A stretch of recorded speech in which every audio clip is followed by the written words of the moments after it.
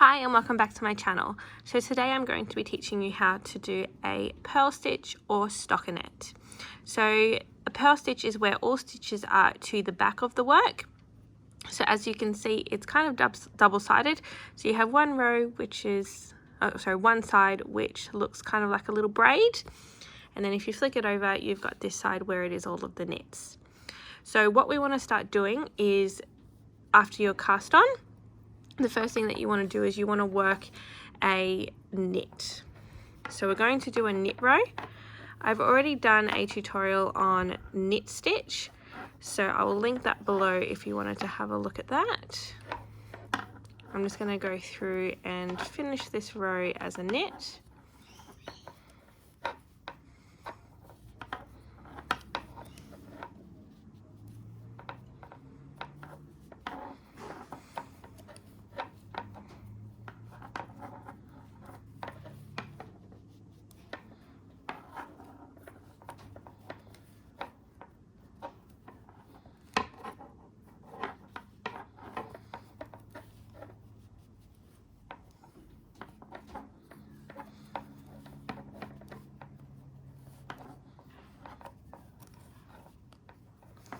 So with purl or stockinette, you want to do one row knit, one row purl, one row knit, one row purl.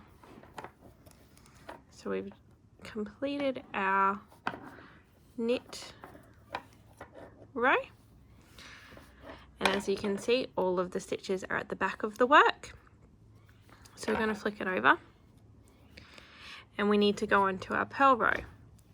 So as you can see, all of the stitches are now at the front of the work because we've obviously turned it around, and there's no stitches on the back. So we need to be getting those stitches to the front so we can keep that really nice little pattern we've got. So what you want to do is, instead of working in this way, we're going to be working in the front way. So it's basically the exact same as a knit stitch, you're just doing it in reverse. So you put that needle in through the front, like you would a standard knit stitch, around, pull it through, and then you're going to pull that yarn through and pulling it off. So we'll do that again. So you go in through the front, around, pull it through, pick up that yarn, and pull the stitch off.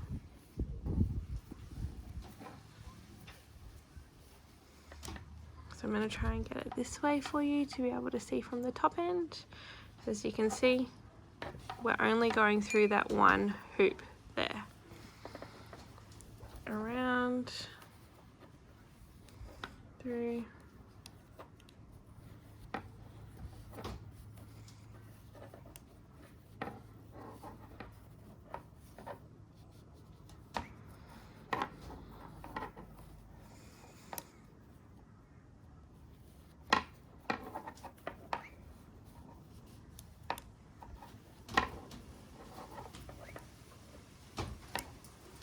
and I don't know if you can see, but as you see, as I go through, you can see that the stitches are falling to the front. They're not going to the back where we normally would be placing them. Apologize about that wind. Outside has the best lighting in my house, and there seems to be rain coming. So we finish that row. We'll spread it out and we'll have a look. So all those stitches have been brought to the front, flick it over, and we've still got our stockinette stitch. So from here you would then go into another knit row. So you'd knit the entire row, and then you would flick it around and you'd go into a purl row. So when you are picking up your work, it's always good to check which row you're going to be doing before you start knitting. So as I pick it up, I can definitely see that all those stitches are at the back. So I know that my next row is going to be a knit row. Well, I want to work from behind, so that's a knit row. If it was on the opposite needle, and I came back and I saw that all the stitches are at the front, I can see that my beginning is there. However, if it was on this side, I would know, okay, I need to be working on a purl row. A little trick that I used to do when I was beginning with knitting a couple of years ago, I would actually write down what stitch I had last done or what stitch I need to do next, and in a little notebook, or now we have phones, so I would probably write it in my phone now if I was learning. That way you just know. Another way is you could also, obviously, counting your rows. If you have a counter, knowing that the odd rows are your knit rows, no, purl rows, and odd rows would be your knit rows and your even rows would be your purl rows. So because we start with the knit first, that would mean that odd would be 1 and 3 and so on and so forth. Also, with stockinette stitch, we need to count these rows. I do actually keep a counter on my phone. I have an app, it's just Knit Counter. Just downloaded the cheapest one, most basic. You don't need anything else than the most basic. And all it does is just sits on my phone, tells me how many rows that I've done.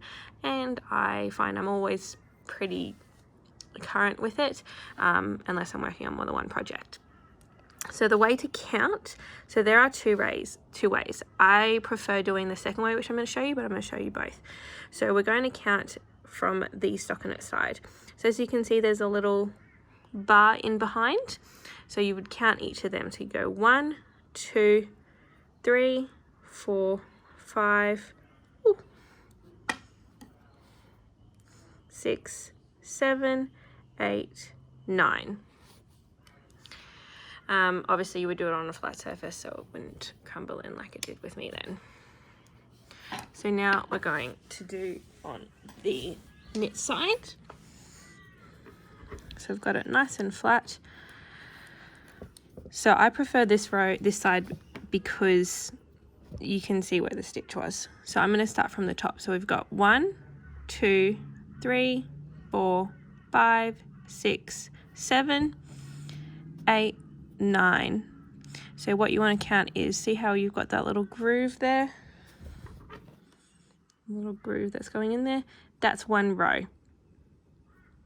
So unlike with with knit where you go in, because it's only one-sided, you would only count 1 on each.